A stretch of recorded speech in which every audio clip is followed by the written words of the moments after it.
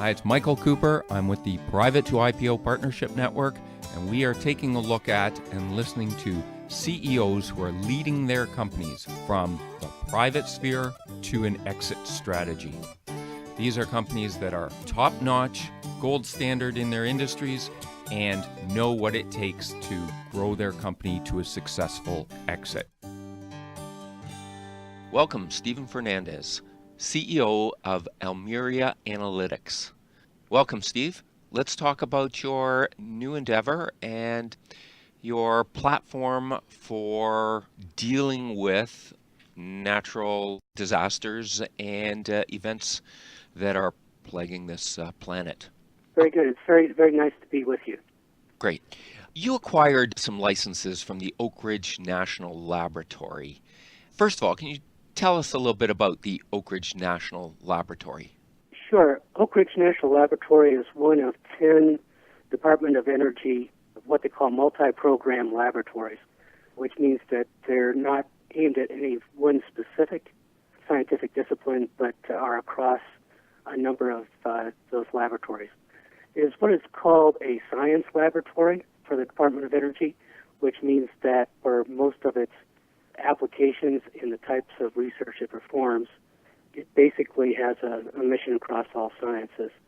Its strategic direction is to do large computational work, to do biochemistry and biosciences, and to do nanotechnology within those systems. Oh, great. The Verdi system, which we licensed from Oak Ridge National Laboratory, falls into their mission for computational sciences and computational engineering and its applications. Okay. You acquired the licenses from Oak Ridge, and then you've continued to develop the forecasting engine for analyzing natural disasters around the world. How large is this opportunity in terms of total potential revenue? Basically, the forecasting engine, which we call Verdi for Visualizing Energy Research Dynamically on Earth, is a base technology for a number of product lines, and we're interested in 4 product lines that we're putting those in. We expect by 2019, which is basically our 3-year business plan, to capture about $8 million in sales out of a $200 million market for the situation awareness and simulation products by 2019. Very nice. Can you give us an idea on the number of major forest fires, earthquakes, floods, hurricanes, tornadoes that occur each year? I mean, that's your target market, correct? Or one of them, anyway. That is pretty much the near-term climate market, as well as projections for how climate is going to be changing their intensity and severity over time. We only broadcast out of our servers the most significant events on a national and international basis. Typically, at any given time, we're going to be working 2 or 3 of these events. For example, we have wildfires in the West today that we're working, as well as the flooding incidences that are occurring in Louisiana. So at any given time, we'll be working 2 or 3 of those, and the events that we'd be broadcasting would last a few days to a few weeks, depending on how long, the weather systems or the events are occurring. So if I take that and apply it over a year, 30 to 50 large outbreaks or events per year is a pretty fair estimate of the numbers. During certain times in the Eastern Pacific, where internationally, where our Department of Defense provides humanitarian support over time, we may have 2, 3, or 4 typhoons operating simultaneously in the Pacific during that time. Okay. So we're working several simultaneously. So a forest fire breaks out like the one we had in Western Canada several months ago, and it comes up on your radar. Are you then approaching some of the firefighters and government agencies and that type of thing to say, hey, we've got the data that you want and you want it right now? Actually, we make those approaches in advance of these events, because when they're in the middle of responding to these systems in these events, they don't have more than about 13 seconds in order to think about what they're doing before they need to react and perform those supports. So what we do is during their planning exercises and during their activities, they know that this resource is there and is being republished by their U.S. Counterparts in providing that support. What we do is we broadcast this during that time so that they already know to come to our websites or to our data and to be able to bring that up as part of the suite of data that they have available. Okay. So we basically, if we have to contact somebody that we haven't contacted before in the middle of an event, it's usually too late for them to use. We only then can talk about the next event and how we can help in their preparations. Okay. So in a fairly large scale occurrence, how many people might be using and accessing your data to help them make their decisions? Would it be a few people, a dozen people, 50? Yeah, typically we break it into two key constituencies. The folks that are responding to this event, basically what they have is seats at the table. We have their organizations. They bring in our data, and they push out to their constituents the information. During major hurricanes or large wildfires, we have anywhere between 30 and 50 agencies that are responding to those systems out. Because we keep our fees and subscription services very, very low, we are making this available then to folks that want to see what's happening in their neighborhood and what the situation is. Typically because we only work with the very largest of the nationally significant events, typically there's anywhere between 10,000 people in households in the affected area.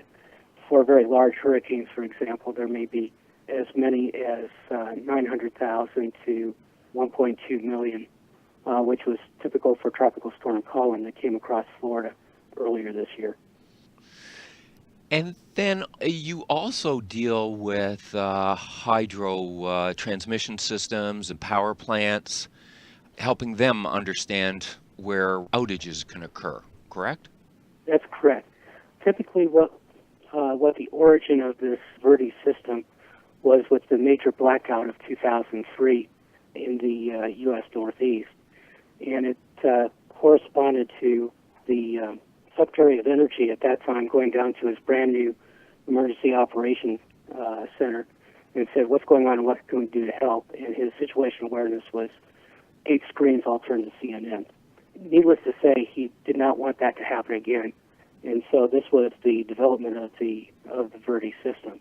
So what we have within the system now is we can tell when major transmission lines are being threatened, their up-down status as far as their flow, whether 10 megawatts or greater are flowing through a given system, and where those outages are within the neighborhoods with a resolution of less than 250 meters in the U.S. and 1 square kilometer internationally. And so we make that available then to folks to see what's happening in their neighborhood, as well as the storms and things that are going to change things in the very near future. Interesting. That's going to be a growth avenue for your company, no doubt. Absolutely. It is one of those major avenues. But we do have up to 4 different product lines that we are expanding into in the next, between now and the first of the calendar year. Actually, we've been kind of surprised by the research demand for the data sets and online courses for Homeland Security graduate programs. And so we're setting up with Western Kentucky University a online distance course for use of these kinds of products. And we're exploring with Health and Human Services, online delivery of training courses to these disaster responders when things are about to occur, specifically tailored to their area of responsibility. And we're working with the Department of Agriculture on online information for rural communities so they can improve their climate and disaster resilience. But we're also working with the military as they take their military bases and put in renewable generation like solar and wind to increase their interest in building a picture that has the weather, the civilian grid, and their impending weather into a common operating picture so they know whether or not to be able to separate the installation from the civilian grid and what they can do in order to support the general system. So our partnership with our defense colleagues and so forth is going to be important to making a dent in that, into that market. And the more you think about your applications for your systems, new markets just keep springing out to you, I would assume, right? I mean, this is the type of big data set that has all kinds of potential. Absolutely. We recently have been designated an approved app vendor for the National Geospatial Intelligence Agency. And what that means is that our apps are going to be made available under their funding mechanisms for the federal government and their wider application. And then we would be able to make those apps available so that this information can be available on smartphones by the community. And they should be able to accommodate our app, like I said, middle of the fall of this year, and making that available. Once you have this kind of information available, generally on mobile apps, then the application community comes up with a wide variety of new products that this can support. Oh, wow. So you will be the platform and they will develop the applications off your platform, and that becomes a very nice recurring revenue model. Exactly. And under the NGA model, for those which are downloaded into the federal government, they have a funding mechanism to pay per download within that direction for its general use. And the individual agencies that use it don't have to pay for it out of their own funding stream, but it provides a very profitable revenue stream for us. How did you start the company? How did you fund it? Did you bootstrap it at the beginning and then start coding and developing and just live off early revenues, or how did that go? Well, yes, basically I was very familiar with the technology since I retired out of Oak Ridge National Laboratory as one of the co-inventors. So what I did is I approached Oak Ridge National Laboratory to license in these areas the enabling patents back to me. With those patents, then I approached NOAA's Small Business Innovation Research area, since commercialization of these weather feeds matches NOAA's research pillar of creating a weather-ready nation. And that means that what they're doing is to get wider application and new applications for the National Oceanic and Atmospheric Administration's weather feeds that they have out to this. I was then received money through their Small Business Innovation Research Program to prove the concept in early, and then to then provide the seed funding for the first commercialization of the product. So what that did was that allowed me to set up and go into operation, provide these applications without debt and without giving up equity within the company in order to build that out. So our original marketing that we used in order to get these applications to the federal, state, and local governments, I used the first responder network that we had developed at Oak Ridge in building out the original patent and the research for it that was eventually licensed back. So those were our first adapters that we worked out, and then it's a matter of traditional search engine optimization and marketing from there to expand the product. And it's quite a marketable product over the internet, isn't it? I mean, weather is pretty topical around here. I know that. Very much so. And anything that can put at a very, very low fee structure and price the applications forward then gets adapted much more widely. And from there, the product can expand from there. We're presently in the second phase of our server expansion. We've actually located those at Oak Ridge, Tennessee, and operated from Rio Rancho here in New Mexico, with a lot of our programming being done in San Antonio.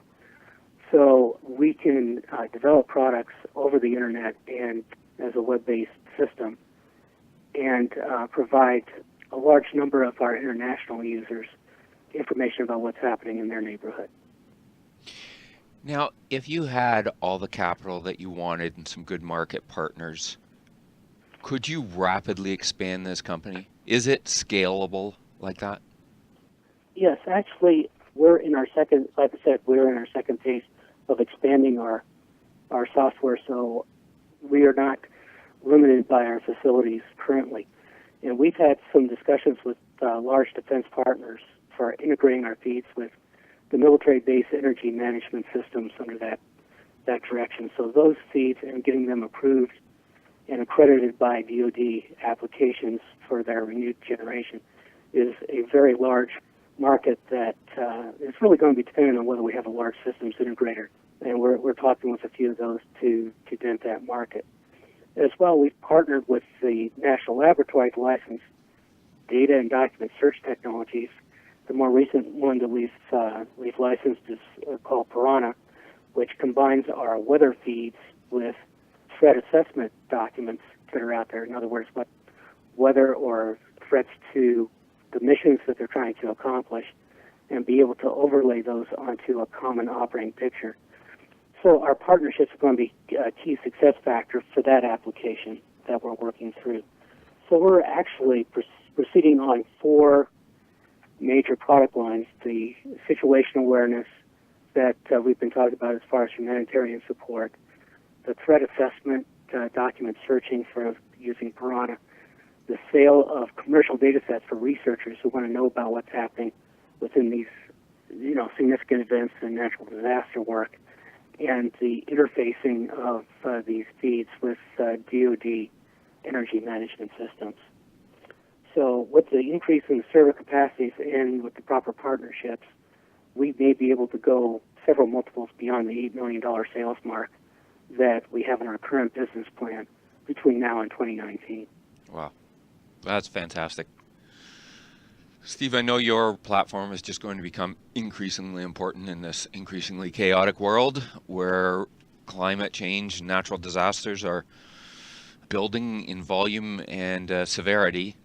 So we're going to be very interested in staying up with you and watching as your company and your story develops. And if there are any channel partners out there that see that they have good relationships with potential large clients for you, it might be useful for them to give you a call. Absolutely. Well, thank you very much for your time, Steve. We'll touch base again in a few months down the road. Thank you very much, Mike. I appreciate it. Thank you.